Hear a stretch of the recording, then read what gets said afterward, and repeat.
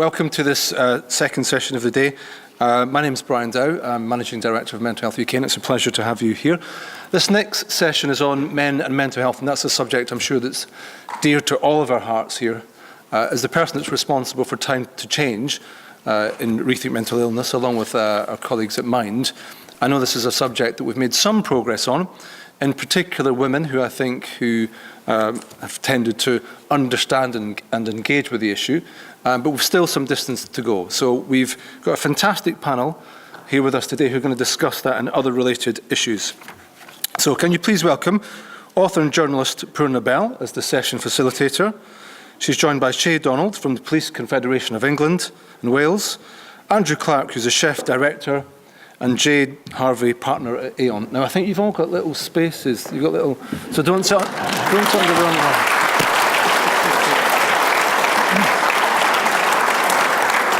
And if you'll just bear with us a minute or two, I think we're expecting a special guest.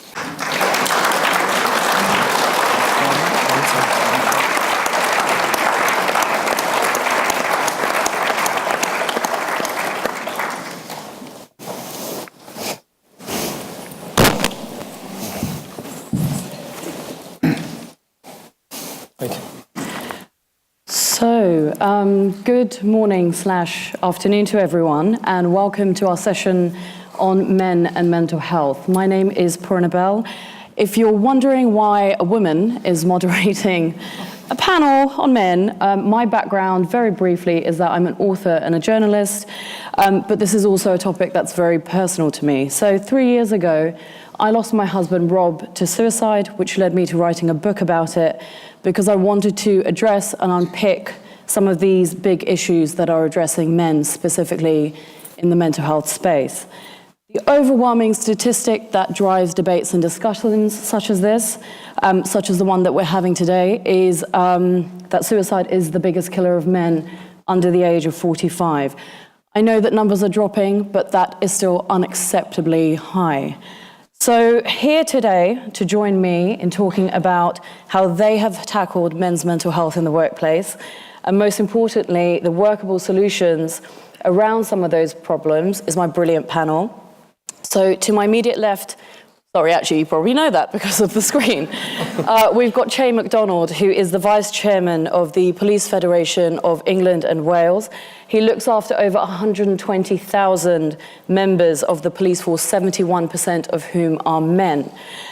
We are then joined by Andrew Clarke, the Chef Director of St Leonards and Brunswick House, who is also the founder of the Pilot Light campaign, which is devoted to combating the stigma surrounding mental health in that specific industry of hospitality. And finally, we have Jay Harvey, who is a partner at Aon, which is a global professional services firm, and he is the leader of the mental health network within the company. So please give them a round of applause.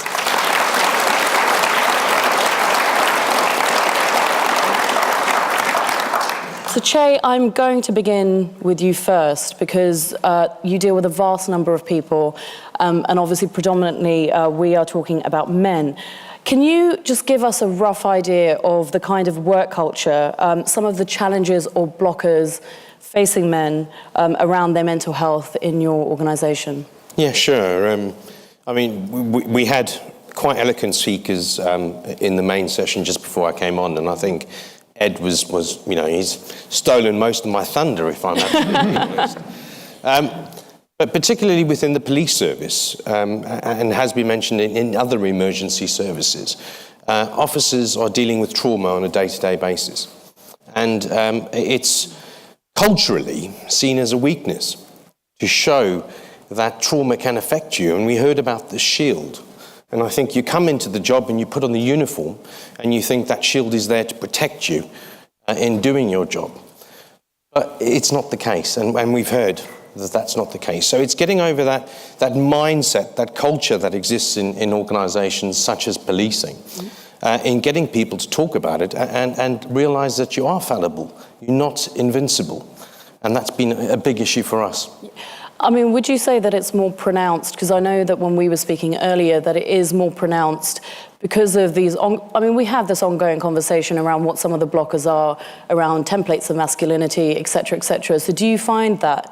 Well, machoism still exists in a male-dominated society, and particularly within the police service. A lot of the acts that we're dealing with are extremely violent, and officers are using force against individuals, and you get into this environment where, I'm tough.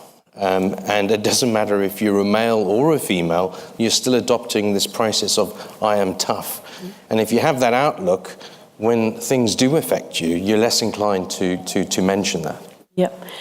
Jay, I mean, you work for a huge global organisation, and I know that, a lot of industries are male-dominated, let's face it.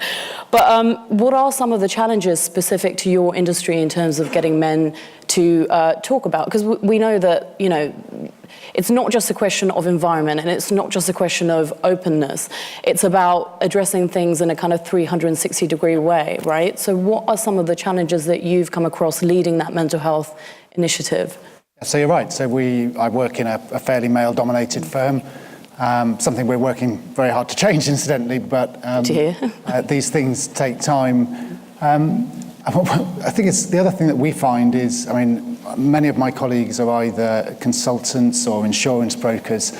Whilst I'm conscious it's a little bit silly saying this sat next to a chef and someone from the Police Federation, but it can be quite a macho environment. I think there's a lot of bravado in our colleagues, and that concept of getting your game face on, going out and fronting up in front of clients and prospects. And so I think that shield and breaking through that shield is a real challenge for us. And one of the things that we're trying to do is promote a culture where colleagues, and men in particular, feel it is okay to ask for help, and that it's not something that will negatively impact on their careers in any way. Andrew, so you have a lived-in personal experience with all of this stuff, and you've come up in hospitality, which is not an industry that's great around mental health, let alone, specifically looking at men's mental health. And also quite a heavily male-dominated industry. Could you talk to us a little bit as to your experience and what you've noticed off the back of that in terms of what needs to change, in terms of combating that stigma that, let's face it, all three of you are hyper-aware of that stigma, right? For me, it all stemmed from a post that I put on Instagram back in 2006 for World Mental Health Day. It wasn't a kind of a throwaway post. It was just something I felt was quite a simple, me recognising that I'd been through a breakup that led to depression. And indeed, I felt kind of suicidal. So I went on my journey of recovery and put a few things in place to, get myself through it. And I just put this post up on Instagram some months later to say, look, I recognise depression now. It's real. And from that, I kind of put my phone down, went to bed. The next day, the messages were, everywhere. They were coming in from emails, comments on the post. And I was just so overwhelmed that there was just so many people that I knew that had been through the same. Yeah, I didn't know about that. Were you nervous before you posted it? I didn't think much of it. I really didn't. And, it was just one of those things to say, hey, I've been through it. Yeah. But the thing that came from it mostly was the fact that, people had said, look, you've said what I couldn't say. And that led me to, what I've done. Okay. And we'll definitely get onto that. So, I might as well start with you, Andrew. So you started the Pilot Light campaign. Can you just talk us through a little bit about what that is? Any anecdotes from men on and how it's helped them at all? Well, so Pilot Light has been a conversation for the last year. We launch in February, March next year. But at the moment, it has really been linking a few different charities together and speaking to as many people in my industry as possible to say, well, look, what do we need? Everyone says we need to do something, but what is it we need to do? So it has been a slow process, but it's happening, and that's a real positive. We're working mostly with Time to Change, who have always struggled to get into hospitality. So this is a big breakthrough, really. This is joining a few dots up, and as I say, next year we launch. Predominantly, what we want to do is just get people talking about mental health. It's as simple as that. Yeah. We can open that conversation up within hospitality, and it will allow people to come forward and say, look, need to address my problem. So it was a way of like sharing stories, much the way that I did on social media. It was having a website where everyone can put their little testimonials up. And if you're a young chef and you don't know who to turn to, you can look at the website and see that some of your heroes have gone through it, and you're not alone. So if it just saves one person's life, we've done our job. What would have helped you, though, at the time, like before it got to that point where things were really awful? I know it's hard looking back retrospectively. You know what it was? It was a long journey. There was a time when I was 20, I was looking at life in prison for something, and it steered my course. I wanted to be a musician. That's all I thought about, is I want to tour the world in a rock band. I didn't want to be a chef at all. And I got through, I was found not guilty on both charges. But as a 20-year-old, when you're looking at life in prison, it just knocks you. My world had come out for something that, as far as I was concerned, was not my fault. And so to earn some money to pay for, my music, I went into a kitchen. And, slowly the gigs stopped. I was doing well within the kitchen, and, 5 years' time, I was running one of Kent's best restaurants. I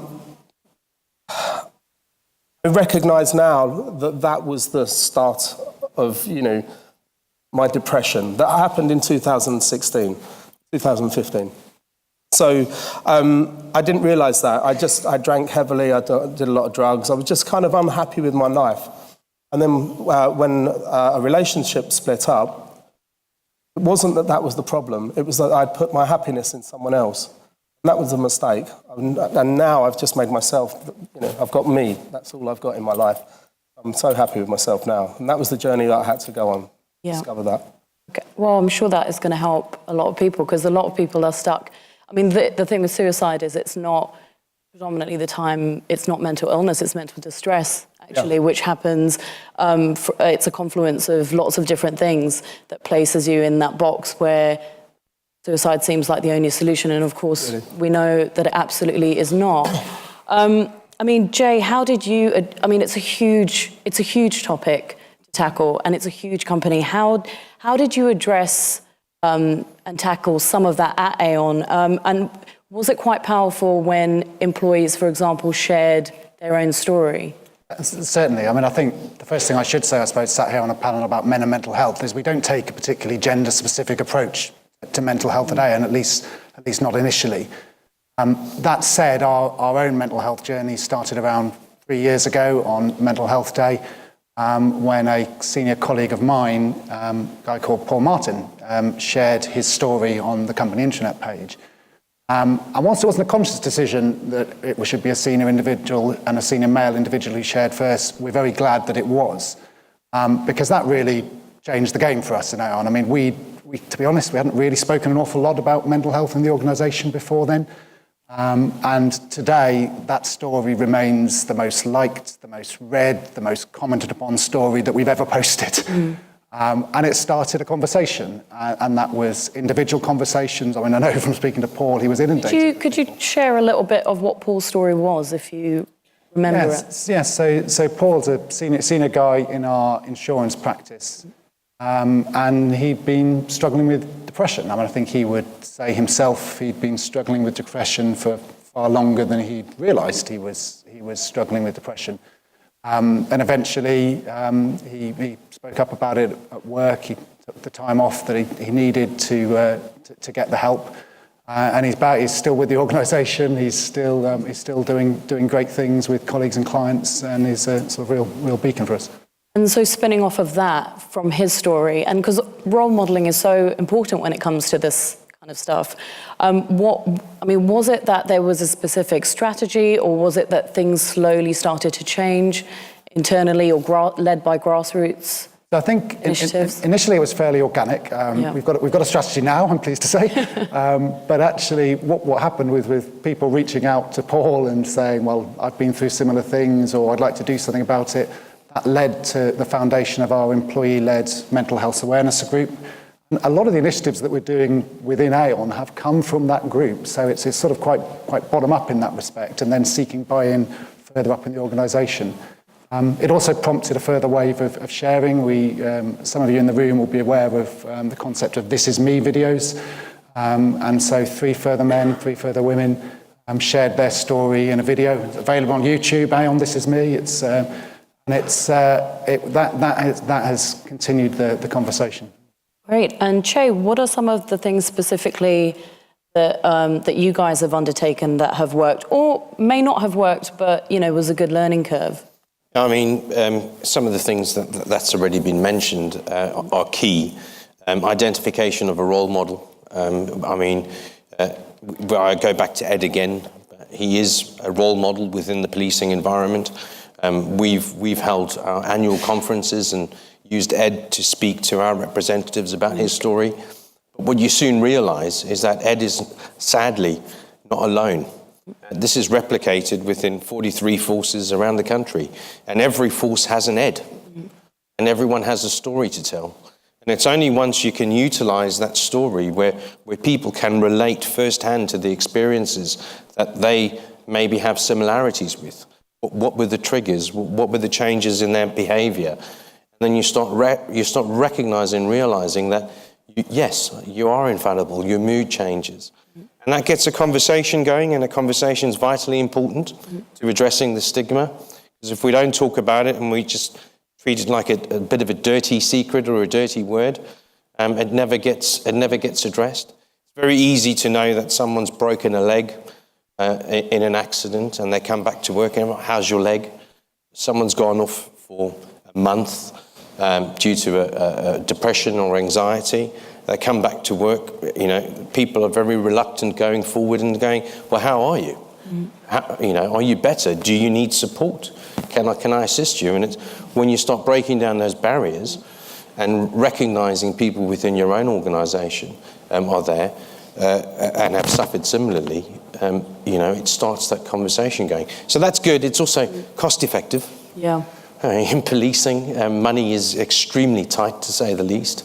And that's one way to get things going. But you do need significant investment. But so what specifically are some of the things that, beyond creating, I guess, and actually, Andrew and Jay, if you feel that you would like to chime in, please do, but beyond creating the right kind of openness in your workplace, are there any specific things that you have tried or experimented with that have had good pickup amongst other people in your organisation? No, one thing that we certainly looked at is our HR processes.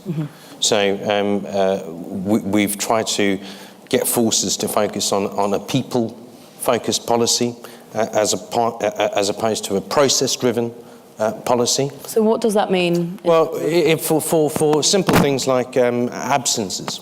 So someone triggers a number of absences, and what will happen is it automatically starts an automated process for a letter to go out, and the employee is notified that they have to attend some sort of attendance support meeting, and it takes the personal factor out of it. Sorry, guys, I think that was me. Apologies about that. So what we've started doing is, instead of, it's an automated process. So the letter that goes out to the worker, to the officer, is a carbon copy of every other letter that goes out. And when an officer's called to a meeting, they'll feel, I'm just being treated like everyone else, yet my instances for going sick are far more complex than anyone else's. So we started looking at, well, we've noticed there's someone who's having a significant period of sickness or numbers of small periods of sickness. Let's start it with a conversation rather than an automated letter.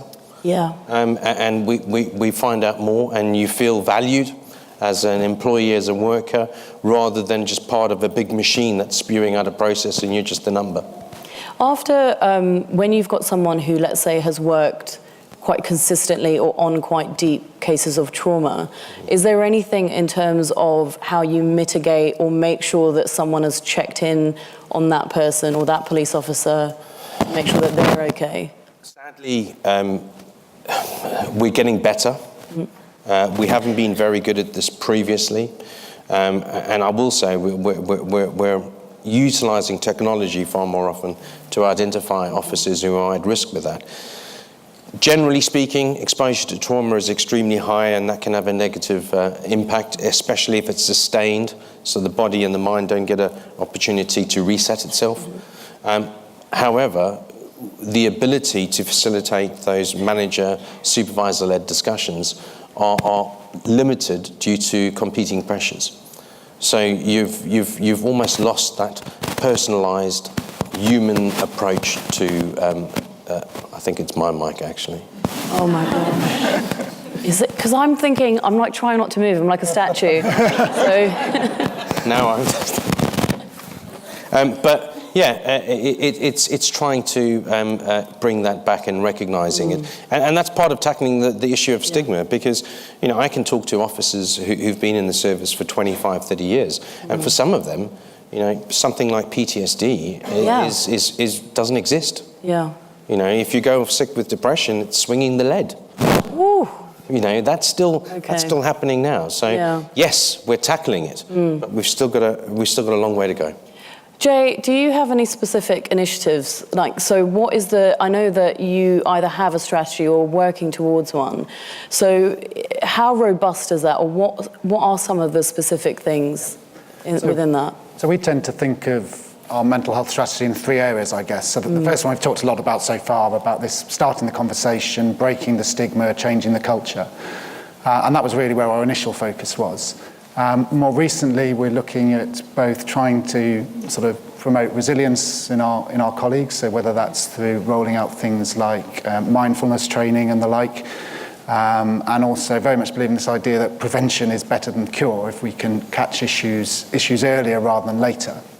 But the third strand to that is making sure that support network is in place for when issues arise. And the most recent thing that we've been doing is looking to roll out, and we have rolled out, mental health first aiders across all our locations in the UK. So Which is free, by the way. So for companies who have zero budget, it is free, is it not? So I think there's a cost to the training. Oh, okay. But one of the things that we've done is, for a relatively modest cost, you can train your own trainer. So we now have a qualified mental health first aid trainer within the organisation, which increases our capacity to roll this out much more widely if we're running our own training.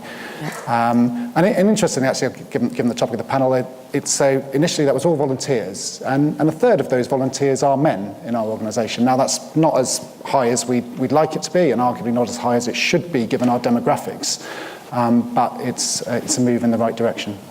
Andrew, in your industry, and also I'm quite mindful of the fact that in the audience we've got lots of different sizes of business and very, very different budgets and how businesses prioritise mental health or mental wellness and fitness. And sometimes we're talking about quite small businesses in hospitality. But at the same time, conversely to that, it's super fast-paced, very long hours, et cetera, et cetera. Looking at more of the practical elements of it, how can you implement good mental health practices within that type of culture and get men interested in it or talking or prioritising it? I think there's always been that argument that we just don't have time, and it's a lot to do with, as you say, and it's yet another thing. But we have to. We need to make that time because, if someone goes off sick or they don't come into work, then, we have to pull it out the bag. So it's about prevention. If we can put something into our team, sit down regularly, even once a week, just to see how everyone is, and make them feel important. That's a real good step. Is just to make people feel valued. Working as a chef, it's hard. It's long hours. It's not always great money, and there's certain things that can't. They're not necessarily going to change.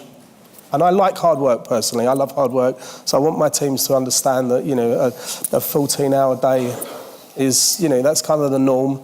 But we'll do that 4 days a week, and you'll get 3 days off. I want people to feel well rested. Then they're no use to me doing 5 or 6 doubles a week, and then it's kind of counterproductive. So just putting something back into the team, sitting down regularly with them, seeing how they are, and making sure that the rotas are such that they're not doing more than required, I think. Is there something to be said for nipping some of the bravado in the bud? So in terms of being able to pull long hours and still be okay and still go out and still do this, that and the other? I think so. I mean, I've been the worst for that. I think I used to turn up to work just completely ill, where I should be resting, and it wasn't until pneumonia took me out one year I was like, okay, I need to start looking after myself and not burning the candle at both ends. It's a change of culture. There's definitely that we need to do in the kitchens. There's fewer and fewer chefs coming into our industry, and we need to make it more appealing to people again, I think. This is the best time to be a chef as well. I mean, there's so many restaurants opening up. There's just not enough people to fill them. Yeah. I just wanted to come back on one of the points you raised about what works, what doesn't work. Yeah. And mindfulness. I'm a firm believer in the usefulness of mindfulness and also safe spaces. Somewhere where you can go to shut yourself away from. But a difficulty we've found, most certainly within the policing environment, is that when you start saying you're delivering mindfulness training to burly police officers, the media picks up on it. And then we get negative press. And it's like, well, why do police need mindfulness training?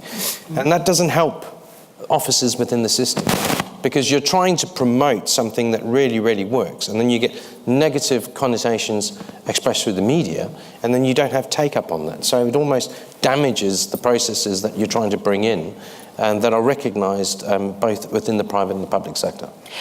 I guess because also budgets is a huge thing. So, you're under scrutiny for your budgets. There kind of is not much of a budget, and you're trying to do more than ever with less. And I guess that leads me nicely onto my question around budget, Che, which is how do you implement solutions at a time when budgets are super tight? And I guess because there are some people who will be working with zero budget here, or will be expected to try something without spending money on it.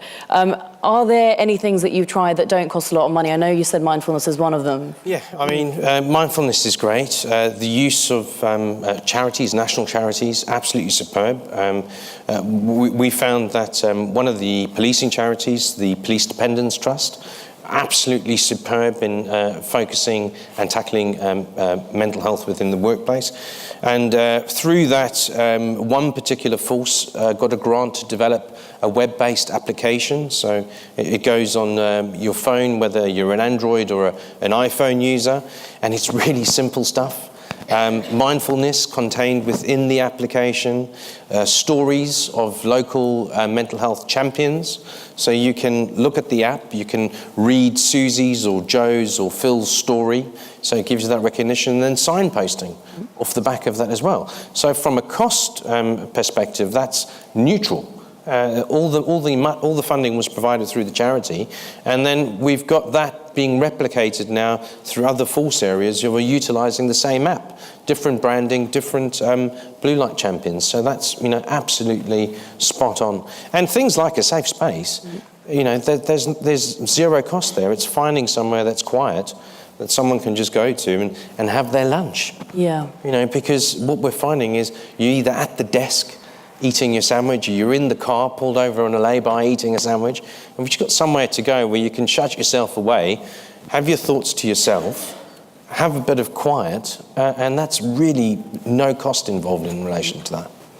Jay, what advice do you have for how some companies, maybe small companies, could have a more nuanced look at men's mental health, or some of the kind of, I guess, like slightly, because this entire thing that we're talking about is multi-layered, right? Yep. So if someone is concerned about specifically tackling men's mental health, what are some of the things that they can do that might not cost a huge amount of money? Yeah, so I mean, even as a large company, we're very cost conscious. Yes. As the way we approach things.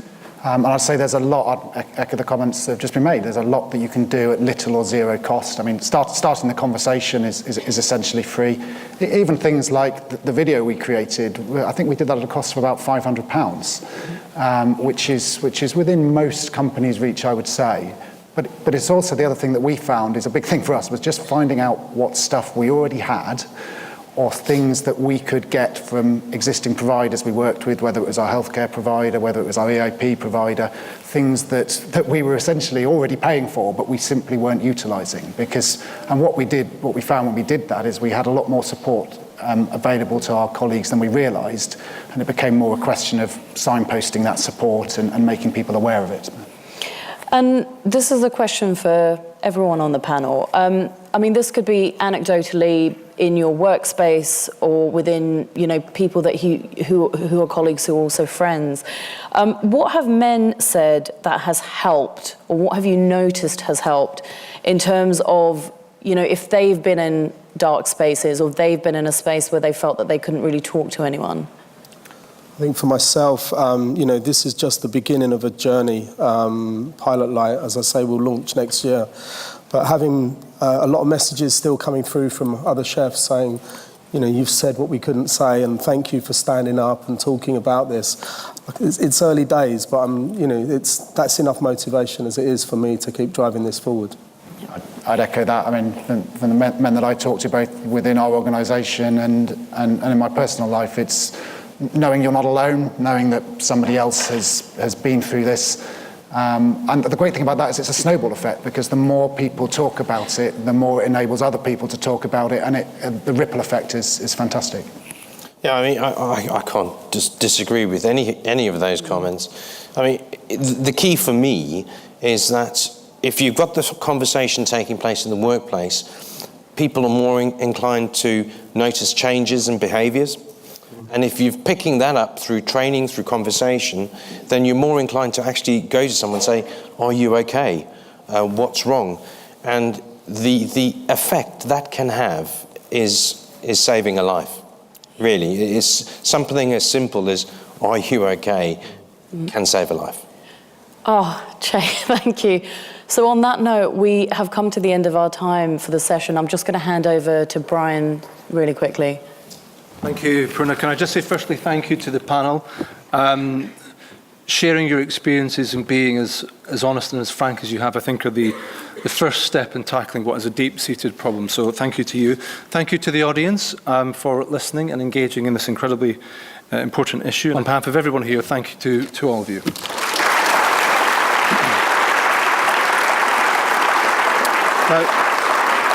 Now, can I ask you to please remain seated while the Duke of Cambridge leaves the room, and our next session will be starting soon afterwards. Thank you.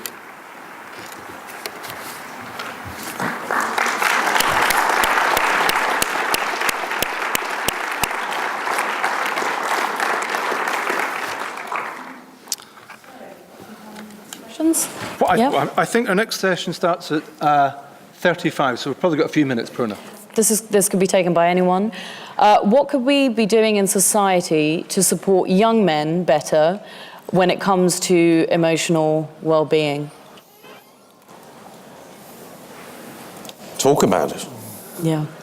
I mean, we talk about sport. You come into the office on a Monday morning, most people are, especially young men, are talking about the football.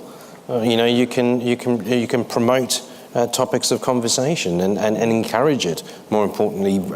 I know one particular force had a time to think week. So the focus for that week was that every opportunity to sit down in a canteen, these are rare to find these days within police stations. But when you sat down, the theme of that week was talking about disability, talking about certain aspects of the job. And one of those weeks, we were talking about mental health in the workplace and support that can be offered. And what you're doing is you're promoting the ability to have these conversations. But I go back to some of the other points we raised. You've got to have that change taking place at the top. That cultural change has to be seen to happen from the top in order for it to filter down to the bottom. Yeah. And unless you have that on board... If leaders show that they've been through something, and that's kind of what we're doing in terms of Pilot Light, is it's your head chef saying, look, I've been through this. And you can encourage others that, they're not alone. So it's perhaps having more ambassadors for it, more key figures in society. Yeah. I think that addresses the question that was asked to me as well. I think be able to create an environment where it isn't seen as damaging to promotion and career is having senior individuals within the organisation talking openly about their challenges and continuing to succeed and continue to be promoted. That's all part of walking the walk.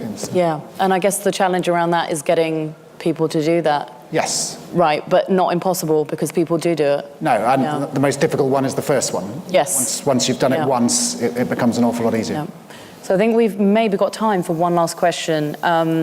How can we encourage our male employees to engage in the initiatives and embrace the journey to build awareness around mental health and support their colleagues?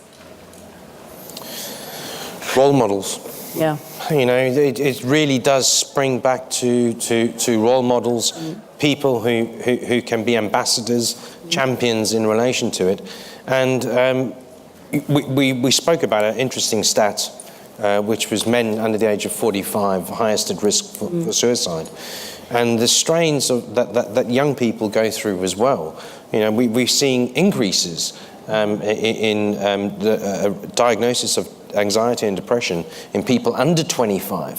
So there's no shortage of young people who are dealing with complex mental health issues. And it's encouraging them to be confident to talk about it in the workplace. And again, it starts that conversation going. You're never going to address tackling the stigma unless you feel comfortable in talking about it in an organisation that openly accepts and encourages that kind of discussion. Great. I think that may be... oh, no. Sorry. We've got a little bit more time. How do we break through the man-up culture? This will be our last question. I mean, it's a similar thing. The more people that talk about it, it encourages other people to talk about it.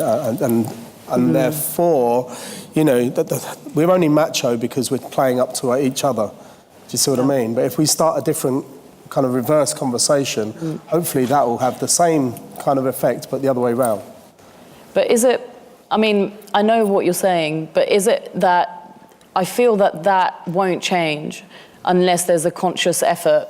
But that's, I mean, that is it. Right? Hopefully it's infectious, and it does. You know, the more people that do it, the more people that come out. I mean, so many people are saying now that we need to do something about it. It's like, oh, here it is. This is what we need to do.